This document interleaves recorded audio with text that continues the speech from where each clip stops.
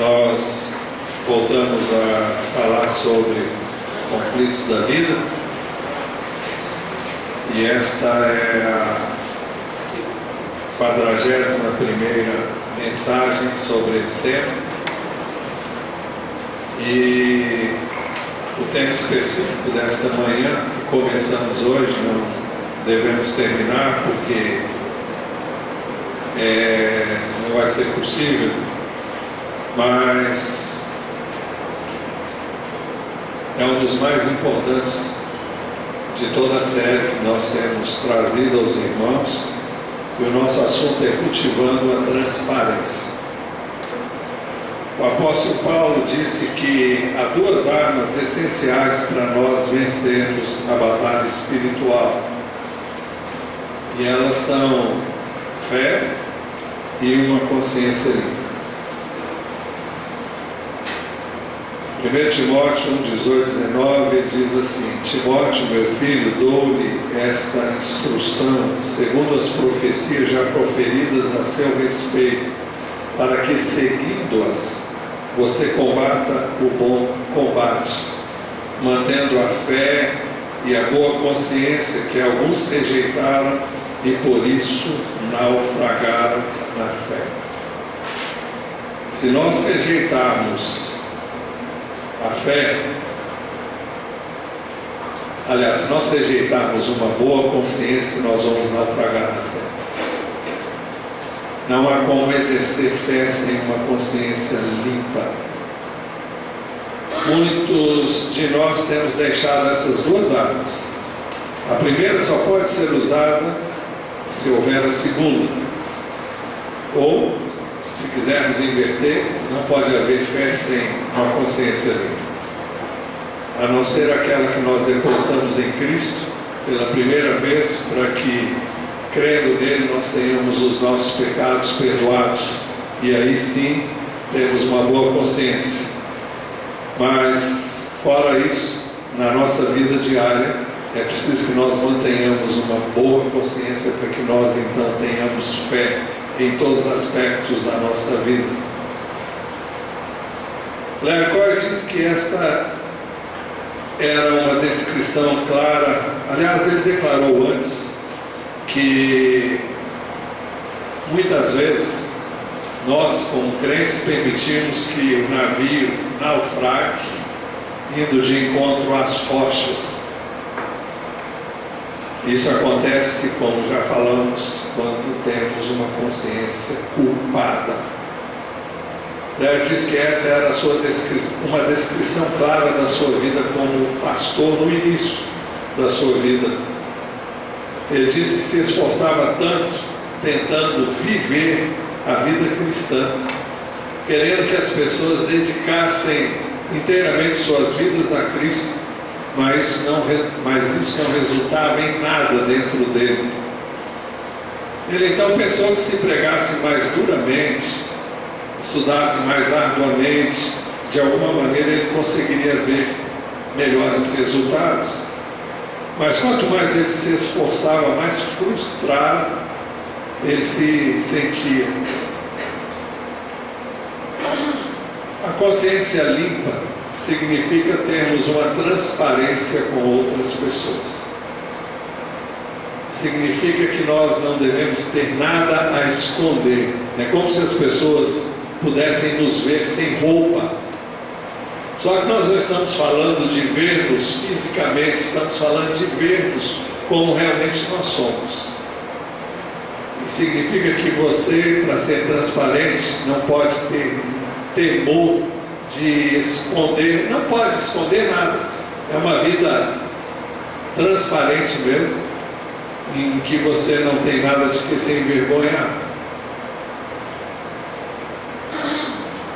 Então, a consciência limpa significa termos uma transparência com as outras pessoas, não termos nenhum receio. Assim,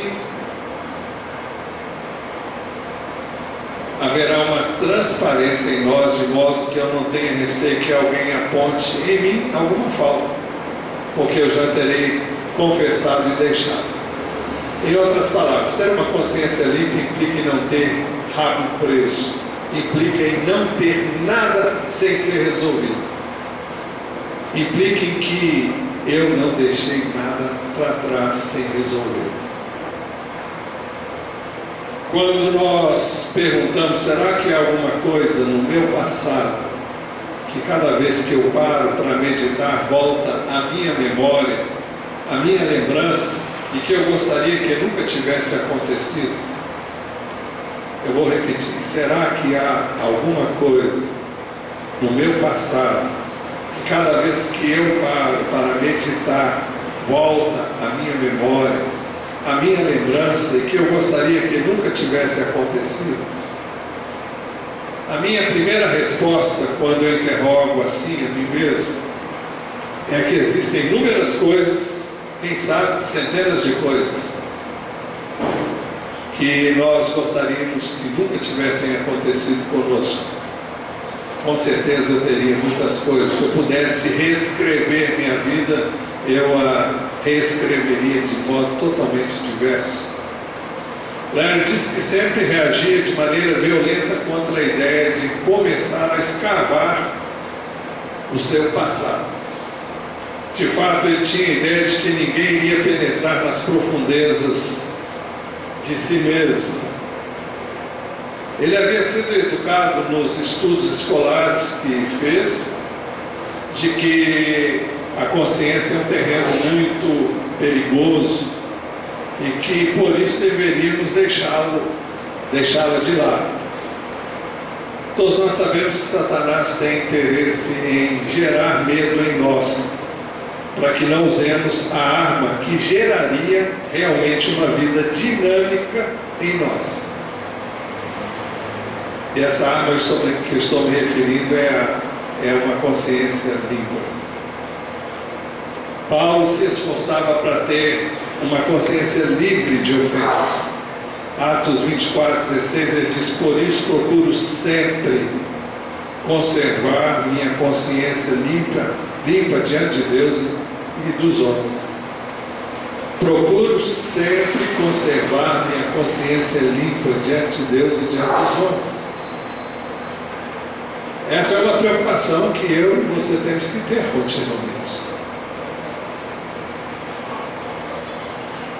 Ele disse que pensava que quando ele pecasse, ele teria que simplesmente pedir a Deus que o perdoasse.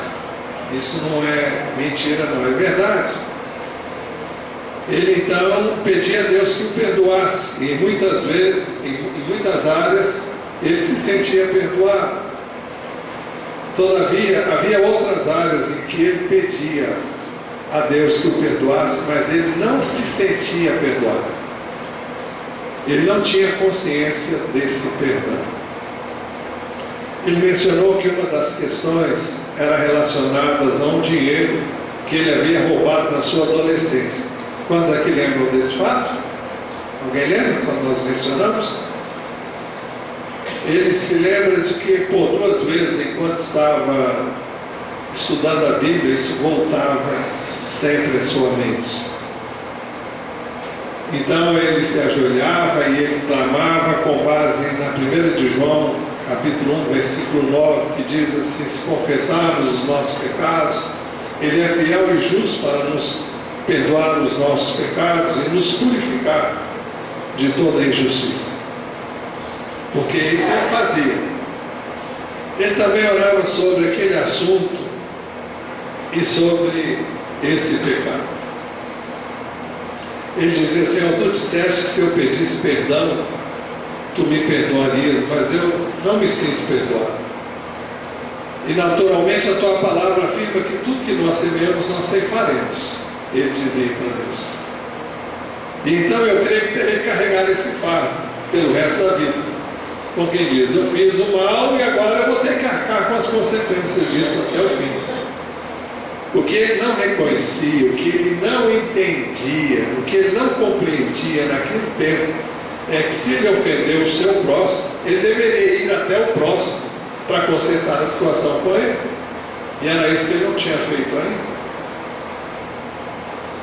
Uma das mortes mais difíceis de ocorrer em nós é a morte do orgulho. É nós reconhecermos que erramos e temos que ir à pessoa e falar com ela: olha, eu errei.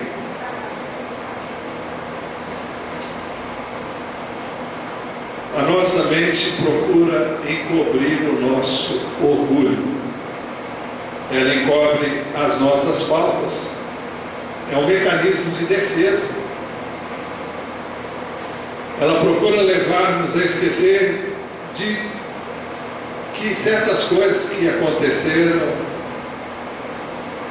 como se elas nem tivessem existido, e ela nos incentiva a começar tudo de novo. Mas isso não resulta em nada produtivo. Você simplesmente procurar esquecer as suas faltas sem resolvê-las na sua origem não vai trazer não vai trazer nada de produtivo para você. A palavra de Deus nos mostra que quando a nossa consciência está limpa, nós temos benefícios extraordinários.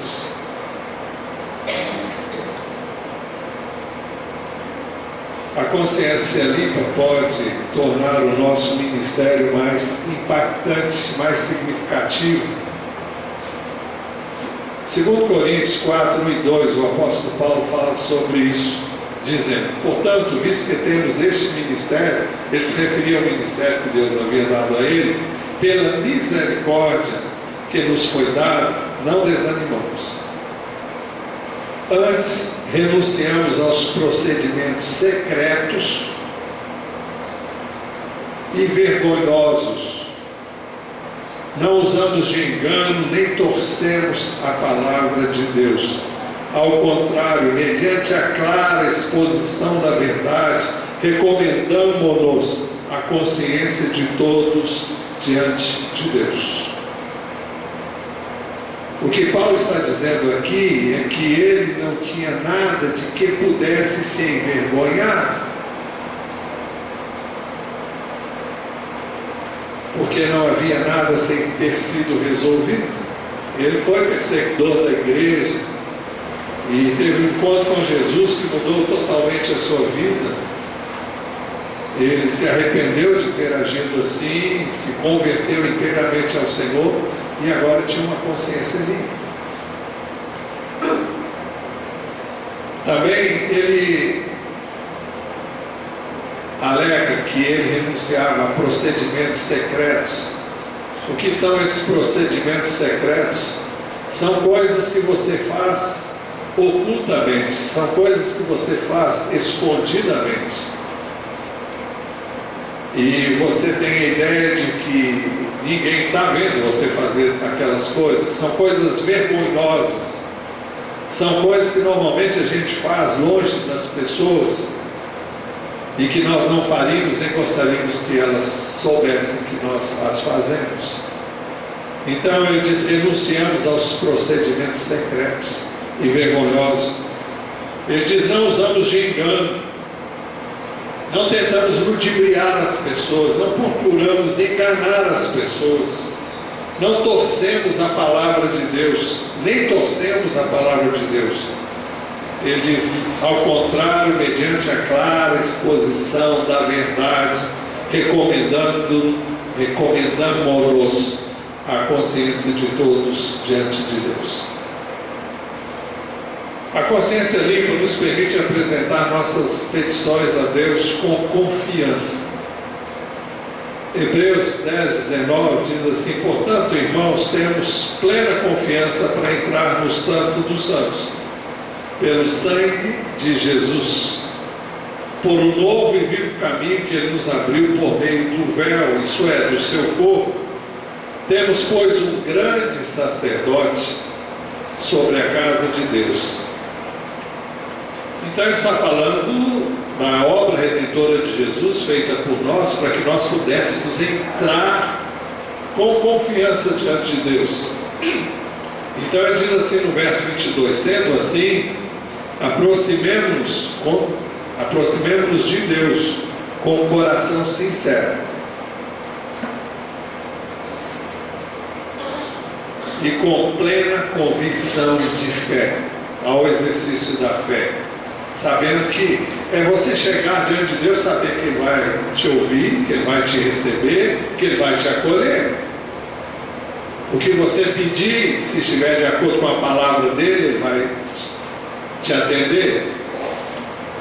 Sendo assim, aproximemos de Deus com um coração sincero e com plena convicção de fé. Mas Ele diz: tendo os corações aspergidos para nos purificar de uma consciência culpada.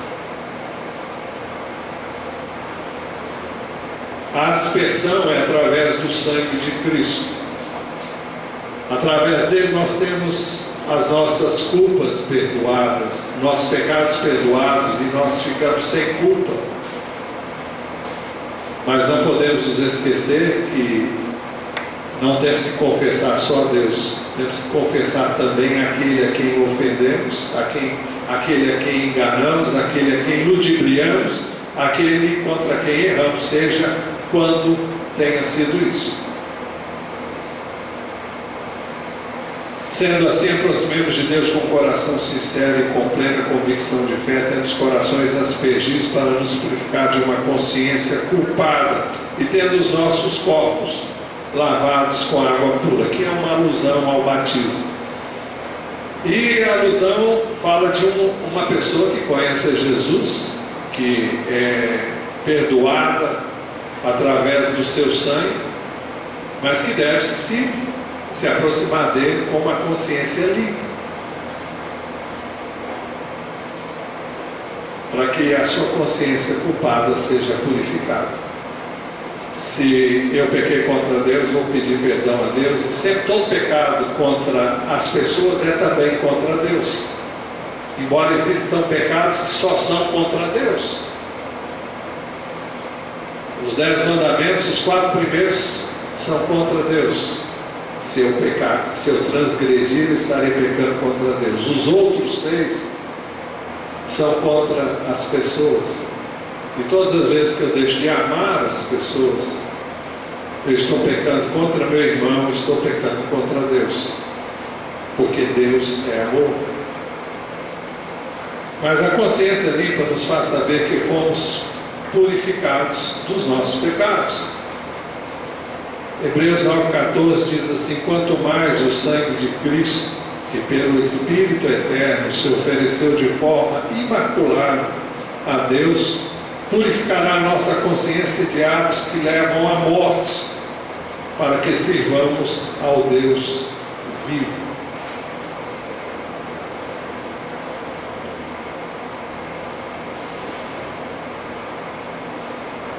A consciência limpa também é um requisito para servirmos a Deus. Não há como você servir a Deus sem uma consciência limpa, porque vai ser hipocrisia, vai ser engano, e Deus não está no engano. Deus não age através de uma atitude hipócrita. Ele diz assim: dou graças a Deus a quem sirvo com a consciência limpa.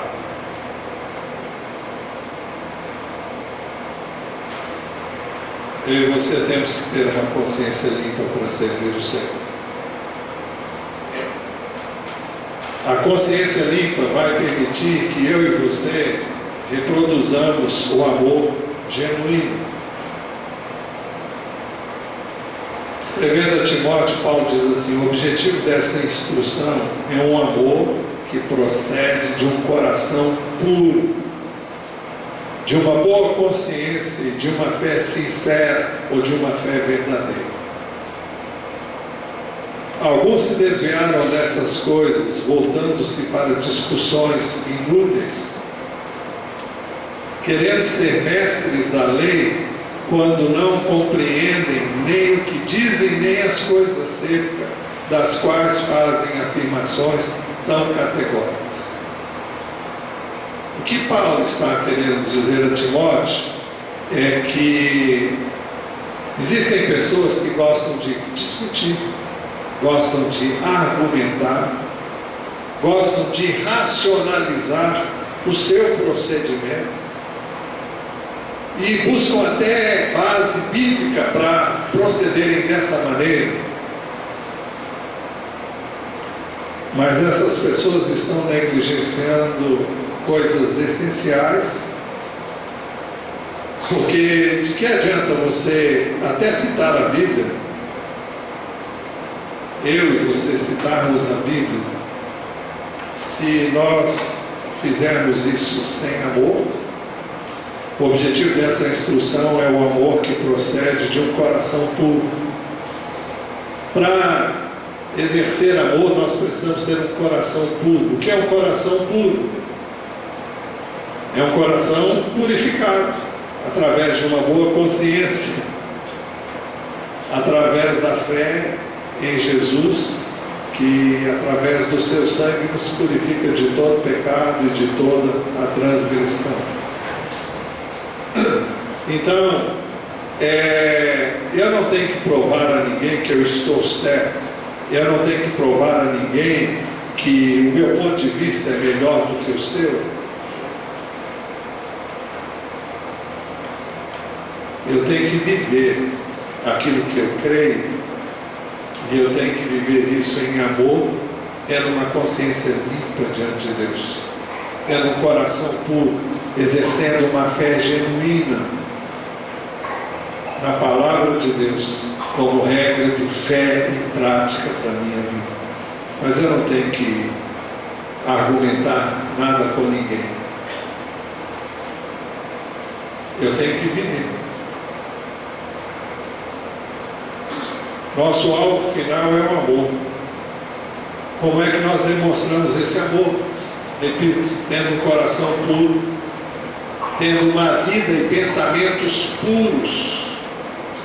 Hoje nós vivemos tempos em que você, eu, todos nós somos massificados com informações da mídia, e eu diria até quase que pornográficas.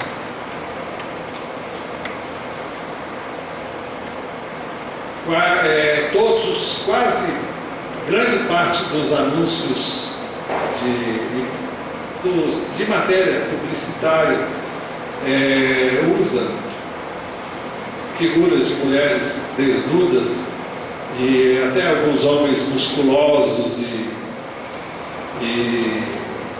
como é que chamam essas pessoas? Saradas. E isso para não falar em pornografia mesmo, que está aí agora a rodo, e em todo lugar que você quiser, mesmo sem querer, as coisas aparecem para você. E se você marcar bobeira, você entra por um caminho em que vai fazer com que você fique com a sua mente suja, que você tenha pensamentos sujos, em que você, em pensamentos, comece a imaginar e a entrar por um caminho que não é o de Deus. Muitas pessoas alegam que não tem vida sexual fora, que mantém uma vida sexual pura, mas elas se masturbam. E quando se masturbam, elas para fazerem, elas veem programas ou filmes ou revistas ou figuras pornográficas. Que diferença que faz? É a mesma coisa. Jesus disse que se você olhar para uma mulher com desejo impuro, você já deitou na cama com ela. Você não deitou, mas é como se estivesse deitado. Então, nós temos que ter um coração puro, uma vida de pensamentos puros. E esses são os meus motivos íntimos.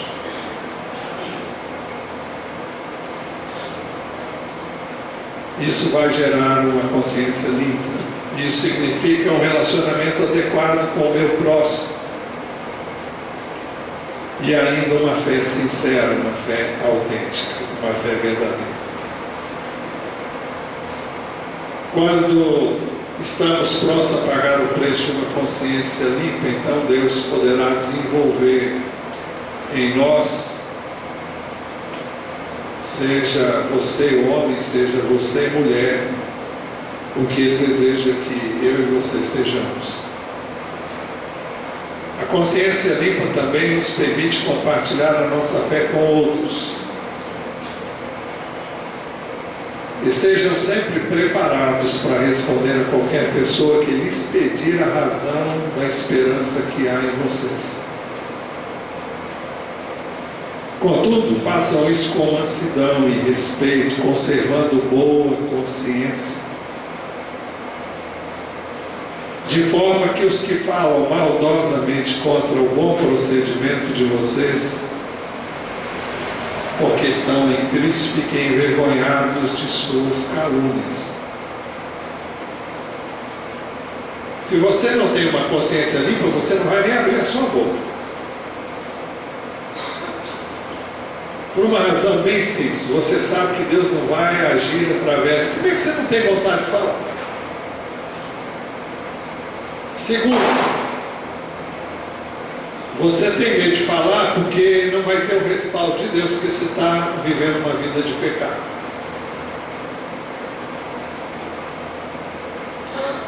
Terceiro, você ainda tem também que, ao falar, as pessoas comecem a apontar os seus erros.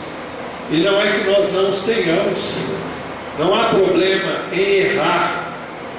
Se você erra, como todos nós erramos, eu não creio que ninguém aqui vai errar voluntariamente. Mas quando nós erramos, nós devemos confessar os nossos pecados. Isso exalta a Deus, porque eu reconheço, olha, eu quero que você saiba que o que eu fiz é errado. Não é isso que a Bíblia diz. Eu quero que você me perdoe porque eu não vivi aquilo que eu sei de viver, ou porque eu não consegui viver como deveria viver. Me perdoa.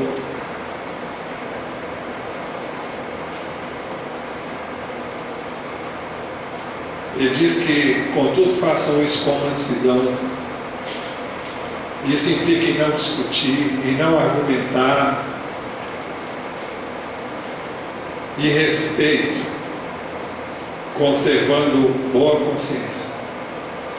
Quando você discute, você perde a calma. Quando você discute, você cria barreiras. Conservando boa consciência, de forma que os que falam maldosamente contra o bom procedimento de vocês, porque estão em Cristo, fiquem envergonhados de suas calúnias. Aqueles que falam mal de você por trás, fiquem envergonhados porque vão descobrir que não é nada daquilo. Mas vão descobrir isso através do seu procedimento. Essas virtudes traduzem o caráter de Deus. Falando agora sobre fé, as Escrituras definem o que é fé. Hebreus 11:1 diz: ora, a fé é a certeza daquilo que esperamos e a prova das coisas que não vemos. Uma outra versão diz: ora, a fé é a certeza, é a convicção de fatos. Não, eu já me perdi aqui agora. Mas o fato é que fé é certeza. Ah, eu tenho fé. Muitas vezes esse termo é usado, eu espero, eu tenho a esperança. Esperança também é fé, mas não nesse sentido.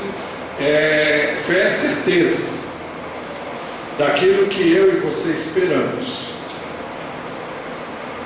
E a prova e a convicção de coisas que eu e você não vemos. Mas não é um salto no escuro, não. Naricó disse que pensava que a fé era uma coisa assim: aquilo que eu não compreendo eu aceito. Fé não é crermos no nada, no vazio. Fé é crer nos fatos que Deus nos apresentou. Quando você e eu colocamos a nossa fé em nosso Senhor Jesus Cristo, a fé veio porque ouvimos e ouvimos a palavra de Deus. Quando ouvimos a palavra da verdade, aliás, Efésios capítulo 1, que diz isso assim de uma maneira bem clara. Efésios 1:13. Quando vocês ouviram e creram na palavra da verdade, o Evangelho que os salvou, vocês foram selados em Cristo com o Espírito Santo da promessa. Nós ouvimos a mensagem, nós cremos nessa mensagem, e assim as coisas aconteceram. Quando Abraão creu em Deus, ele creu naquilo que Deus havia dito para ele. Deus veio até ele, falou com ele, e ele creu no que Deus disse. Se você vê a galeria dos heróis da fé em Hebreus capítulo 11, você vai ver que cada um creu naquilo que Deus disse. Não creu numa ideia, numa sugestão, num pensamento, ele creu no que Deus disse. Fé tem sempre como base a palavra de Deus. Tem gente que vive profetizando, eu profetizo sobre a sua vida. Eu acho isso o maior engano da paróquia. Eu não posso profetizar o que Deus não disse. Se a palavra de Deus diz que Deus disse, então eu vou dizer, olha, Deus disse isso. Eu não profetizo nada. Eu repito aquilo que a palavra de Deus disse. Eu quero que você seja abençoado, então eu te abençoo conforme a palavra de Deus, assim, assim, assado. Profecia da ideia que você está recebendo uma profecia, isso não é verdade. Quando não é verdade, há ocasiões em que realmente você vai poder dizer, eu profetizo em nome do Senhor, mas tem que ser o Senhor mesmo. E quando você disser isso, você está dizendo uma coisa muito séria, que o Senhor está falando do seu intermédio. Senão, você pode citar a palavra e dizer, ó, a palavra de Deus diz isso, e com base nela eu te abençoo dessa maneira.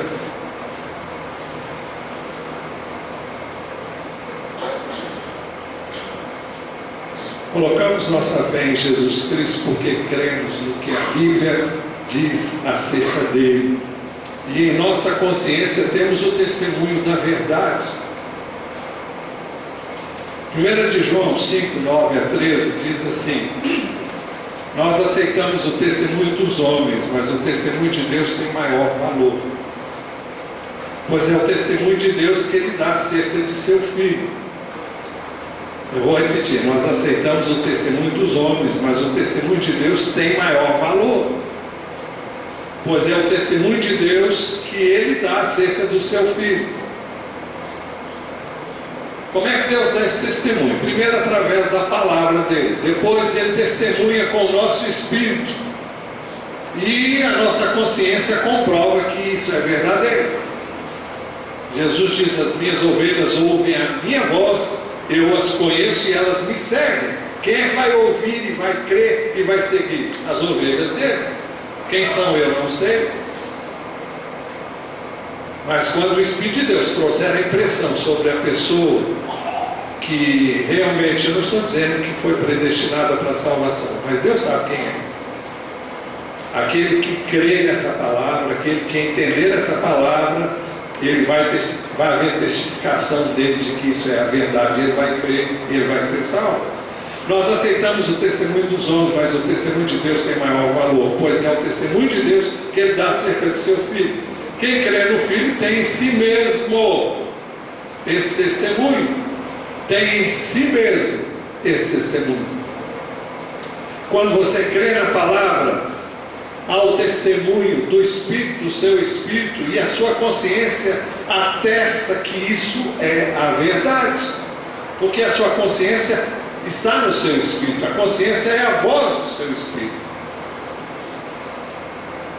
Quem crê no Filho tem em si mesmo esse testemunho, quem não crê em Deus o faz mentiroso, porque não crê no testemunho que Deus dá acerca do seu Filho. Ele sempre dá o testemunho, mas a pessoa pode não crer.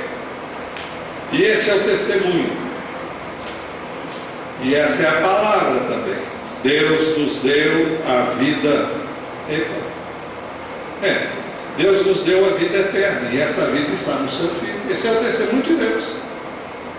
Ele nos deu a vida eterna, e essa vida está no Filho. Quem tem o Filho tem a vida. Quem não tem o Filho não tem. Quem tem o Filho tem a vida. Quem não tem o Filho de Deus não tem a vida. Ele diz: escrevi, e aí entra a palavra de Deus, estas coisas para que vocês creiam. É preciso crer na palavra, no nome do Filho de Deus, para que vocês saibam aqui que tem a vida eterna. Quem crê sabe que tem. Por quê? Porque Deus disse. Você está exercendo fé na palavra. Agora, aquele que crê deve arrepender-se dos seus pecados, deve deixar a sua vida de pecado, deve se endireitar e consertar o seu caminho. Então nós temos aí em nossa consciência essa sensibilidade à verdade. Mas muitas vezes experimentamos em nossa vida o oposto. Nós nos sentimos egoístas, egocêntricos, ainda que queiramos amor. Nós nos descobrimos mentirosos e enganadores, ainda que queiramos a verdade. Nós nos sentimos cheios de ressentimentos e faltosos no espírito de perdão, mesmo sabendo que queremos que as pessoas nos perdoem. Nós sabemos que somos injustos, que nós ofendemos outras pessoas, embora queiramos ser tratados com justiça pelas outras pessoas. Então, quando nos defrontamos face a face com a nossa vida, conosco mesmos, isso resulta em convicção de pecado em nossa vida. Quando a gente tem a coragem, quando temos a coragem de encarar a nós mesmos, quando nós encaramos a convicção que o próprio Deus traz aos nossos corações de pecado, então isso é escrito em nossa consciência. E quando a nossa consciência é violada, nós sentimos culpa que nos condena. Romanos 2, 14, 15 diz assim: de fato, quando os gentios que não têm a lei praticam naturalmente o que ela ordena, tornam-se lei para si mesmos, embora não possuam a lei, pois mostram que as exigências da lei estão gravadas em seu coração. Disso dão testemunho também a sua consciência e os pensamentos deles, ora acusando-os, ora defendendo-os. Eu tenho uma interpretação particular, eu digo particular porque não é de todos, com relação a esse texto. Eu entendo que Paulo está falando dos gentios que se converteram a Cristo sem conhecer a lei, e quando eles creram em Cristo, Deus fez uma obra na vida deles e colocou no coração deles a lei de Deus, que é o Espírito de Deus. Então, a lei de Deus no coração nos acusa e nos defende. Nos defende, ao modo de dizer, ela nos acusa quando nós erramos e confirma quando nós fazemos o que é certo. Isso mesmo antes da pessoa conhecer a palavra de Deus. Mas as Escrituras destacam que a nossa consciência tem sensibilidade à natureza de Deus, coisa que já também trouxemos aos irmãos não muito tempo atrás. Romanos 1, 18 a 20 diz assim: portanto a ira de Deus é revelada dos céus contra toda impiedade e injustiça dos homens que suprimem a verdade pela injustiça. Aqueles que pegam a verdade é como se colocassem um pano de saco, um pano preto, que cobre a verdade para poderem praticar a injustiça. É como se você ocultasse a verdade para praticar a mentira, a injustiça. Ele diz: pois o que de Deus se pode conhecer é manifesto entre eles. porque Deus lhes manifestou, pois desde a criação do mundo, os atributos invisíveis de Deus, seu eterno poder e sua natureza divina, têm sido vistos claramente, sendo compreendidos por meio das coisas criadas de forma tais homens são indesculpáveis. Nesse texto o apóstolo Paulo está dizendo o seguinte: nenhum homem sobre a terra pode dizer que não teve o testemunho de Deus na sua consciência. Eles podem argumentar e dizer que Deus não existe, mas Deus já os fez saber que Ele existe mesmo. Eles sabem que Deus existe. Eles ficam tentando torcer essa verdade para viverem em paz com uma consciência culpada.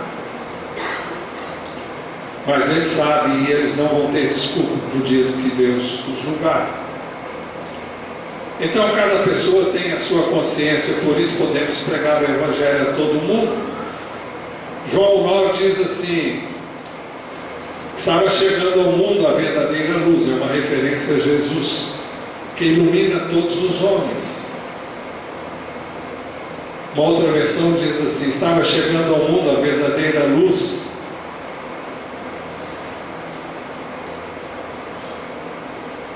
Não, estava chegando ao mundo a verdadeira luz. Esta era a luz, não.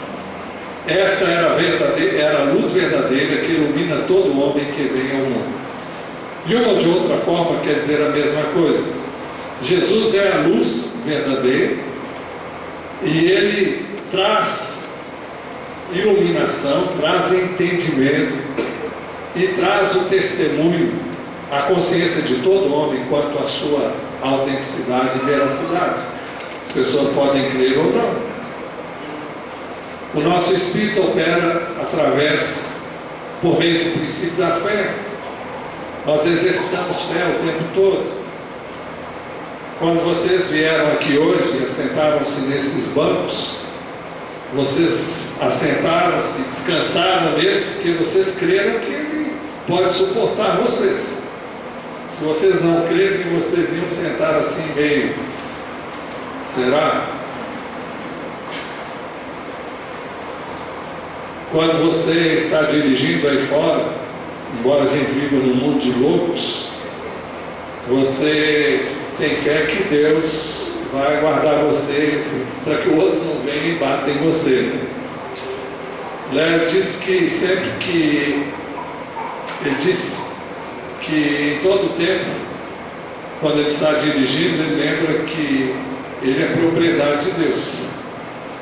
E ele diz que espera e lembra o Senhor sempre que ele é propriedade de Deus e que Deus vai cuidar bem da sua propriedade. Então, fé é o princípio pelo qual nós agimos e procedemos. E quando nós violamos a nossa consciência, a culpa se aloja em nós. Quando nós violamos os princípios de Deus, não confessamos, então a culpa se aloja em nós. A culpa é o resultado de eu ou você ofendermos outra pessoa e assim vamos violar a lei de Deus. Em minha consciência, quando eu pergunto a mim mesmo quais as coisas que eu gostaria que nunca tivessem sucedido em minha vida, começando das mais importantes para as menos relevantes.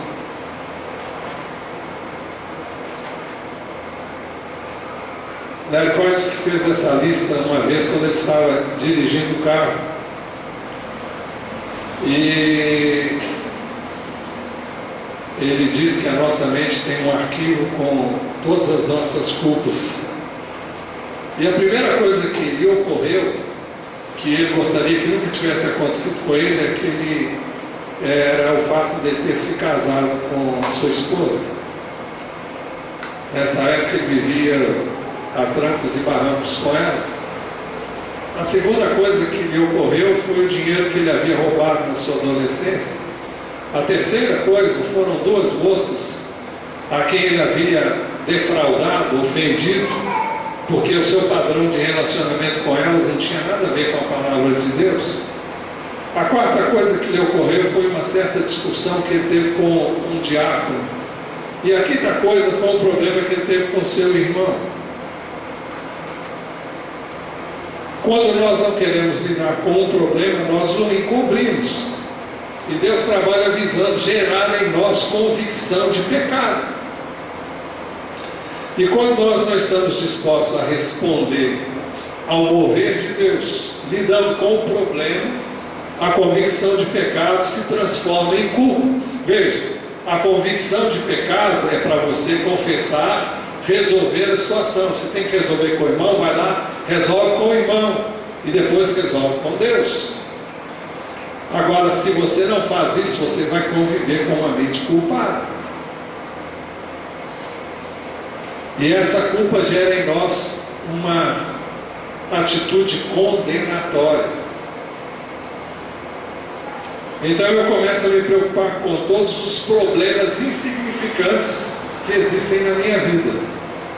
Tem um problemão enorme, é um iceberg de um tamanho enorme, e eu estou me preocupando com pedrinhas de gelo à toa. E eu tenho a impressão que se eu for lidar com aqueles problemas, vão aparecer centenas deles. Geralmente, quando nós nos sentimos assim, o que invariavelmente acontece é que de fato existem apenas algumas poucas coisas que precisam ser acertadas. O homem veio falar com o Léo, que discordava de tudo isso que ele estava ensinando. Léo não sabia quem era aquele homem enquanto estava conversando com ele. Ele então disse para o Léo: olha, uma pessoa pode gastar a vida inteira pedindo perdão a essa e aquela pessoa, se for fazer o que você está ensinando aí. Léo disse que quando alguém pensa assim, na realidade existem uma ou duas coisas que ocorreram na vida daquela pessoa, das quais esta pessoa procura ou procurava se esquivar. E daí então surge a ideia de que serão muitas coisas a serem consertadas. Então basta que você tenha umas poucas coisas para que você ache que tenha um monte de outras coisas. Ou então podemos pensar que tratar dessas coisas vai nos levar a gastar dinheiro. Quem sabe você vai ter que indenizar alguém. Quem sabe você pensa que fará com que a pessoa não venha a compreender a sua atitude. Vai gerar mais problemas do que os que você já teve com aquela pessoa anteriormente. Então disse para aquele homem: olha, eu não conheço o Senhor, mas deve haver pelo menos uma ou duas coisas importantes na sua vida que precisam ser mudadas, mas o Senhor não crê que haja solução para elas. Ele então disse para o Léo: o senhor está pronto a ir almoçar comigo?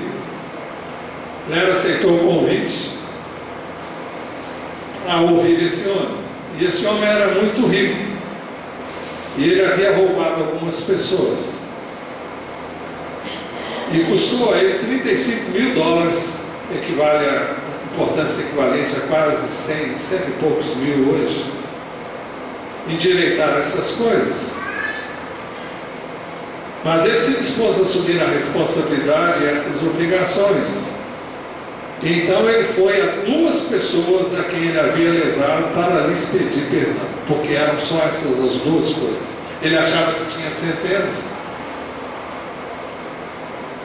Certo jovem foi ao Léo porque havia roubado cerca de $10 mil, equivalente hoje a 30 e poucos mil reais. E ele não tinha mais aquele dinheiro.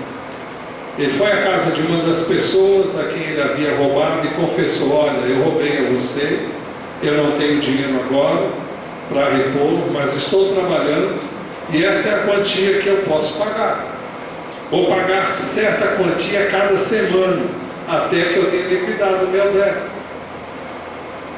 Todos eles, com exceção de um apenas, disseram a ele: eu já dei baixa nessa quantia, como prejuízos eventuais, e você não faz a ideia do quanto eu me sinto feliz ao saber que agora você encontrou uma solução para os seus problemas. Na realidade, dos $10 mil, ele só teve que pagar $1.100. Ao invés de pagar $30 mil, ele não tinha esse dinheiro, ele acabou pagando $3.000 poucos reais. Ele conta que um rapaz na escola que tinha mentido quanto ao valor de uma determinada propriedade, causando um prejuízo à pessoa no valor de $700, se aproximou dele depois de um seminário naquela escola.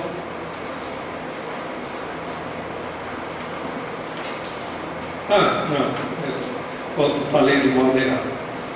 Ele fala de um jovem que na escola onde ele foi apresentado o seminário, havia causado um prejuízo a uma pessoa, enganou uma pessoa e causou a ela um prejuízo de $700, cerca de 2.000 e poucos reais. Depois do seminário do Ler naquela escola, ele telefonou para o homem a quem ele causara tal prejuízo, dizendo que ele era a pessoa que havia lhe causado esse prejuízo há 2 anos atrás. Disse ainda que ele agora havia se convertido e ele queria pedir a ele que o perdoasse e que soubesse que ele ia pagar o prejuízo. O homem lhe disse: é maravilhoso que você agora conheça a Cristo. Eu também sou crente e estou agradecendo ao Senhor pela sua honestidade. Da próxima vez que você vier aqui, eu quero encontrar com você. Eu não quero que você pague nada do prejuízo causado. 2 meses mais tarde ele foi visitar este homem.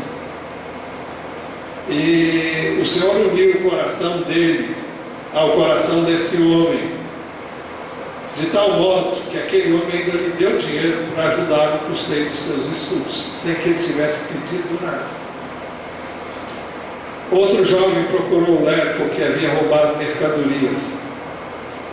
E ele estava apavorado. E o pai desse jovem era o contador que lidava com a contabilidade daquela empresa. Ler então lhe disse: você quer realmente experimentar a liberdade? Ele disse que sim. Ler então lhe disse: olha, eu tenho aqui no bolso uma certa quantia e eu posso lhe dar se você quiser endireitar essa situação agora. Ele disse que o rapaz ficou morrendo de medo. Então ele disse: você pode ir para a cadeia, mas você vai ficar livre da culpa, porque realmente isso não acontece muito no nosso país não, mas lá acontece. Há muitos anos atrás, um tio que já não está nesse mundo mais, conta que a polícia de lá é rigorosíssima e por um nada você vai para a cadeia mesmo. Ele disse que ele ficou ainda mais aterrorizado com a possibilidade de ir para a cadeia. Ainda assim ele foi, e não apenas devolveu a mercadoria, como também se dispôs a pagar pelo prejuízo causado temporariamente. Ele disse que o homem aceitou o dinheiro e agradeceu a ele por tê-lo devolvido, o perdoou e ele voltou livre. E a última coisa que eu quero contar é uma experiência pessoal com meu irmão. Eu não sei quantos se lembram do meu irmão Eurico. Alguns lembram dele? Ele já faleceu em 2012. Foi 2012.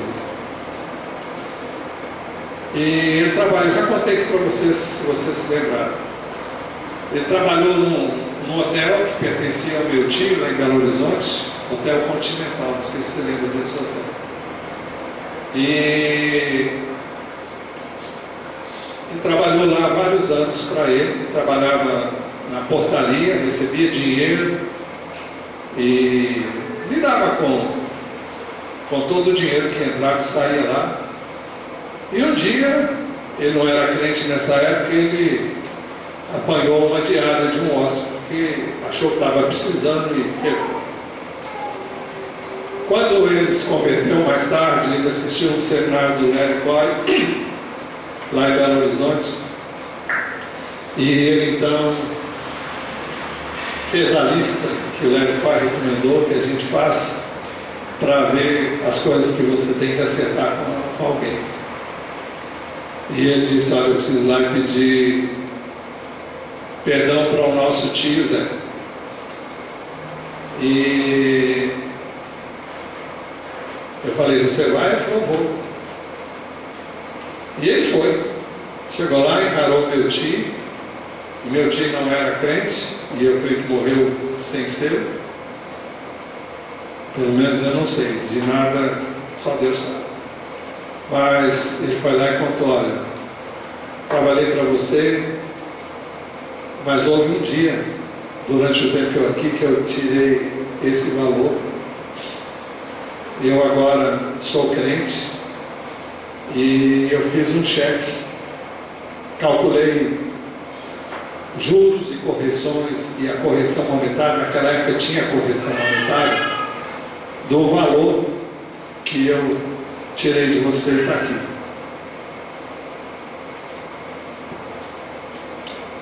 O que meu tio fez? Pegou o cheque, rasgou,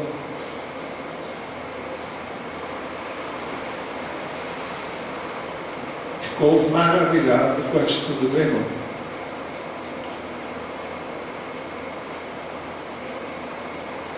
Na nossa mente a gente pensa que quando a gente vai resolver certas questões, vai ser a coisa mais difícil do mundo. Nós temos que fazer o que Deus manda, que Deus determina na sua palavra, e temos que confiar inteiramente nele.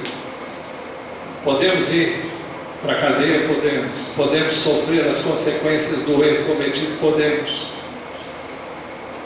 Não prometo para ninguém que ele vai livrar você de qualquer situação. Eu já contei aqui a história de uma irmã que se converteu e ela não está aqui e nem está mais nesse lugar. Ela se converteu e antes de se converter, casada, se relacionou com um monte de gente. Quando se converteu, ela não suportou mais viver com essa situação e ela disse, olha, eu não aguento mais, eu tenho que contar para ele. Eu falei das duas, uma, ele pode pôr você para fora de casa ou pode perdoar você. Agora ele não pode dizer para você, vai e faça, é uma decisão sua. Passaram-se os dias, ela falou, olha, eu vou fazer, aconteça o que acontecer. Ela foi e falou. O que o marido fez? Colocou ela para fora de casa. E ela formou outra família e ela está sozinha até hoje, com os filhos. Pode acontecer? Pode. Mas hoje ela é uma pessoa livre em termos de consciência e vida com Deus. O assunto terminou. Nós ainda vamos continuar a tratar disso. Eu convido você a fechar seus olhos e a falar com Deus quanto ao que Ele tem falado com você. Se há alguma coisa que você tem que resolver com alguém, não deixe de fazer, custe o que custar.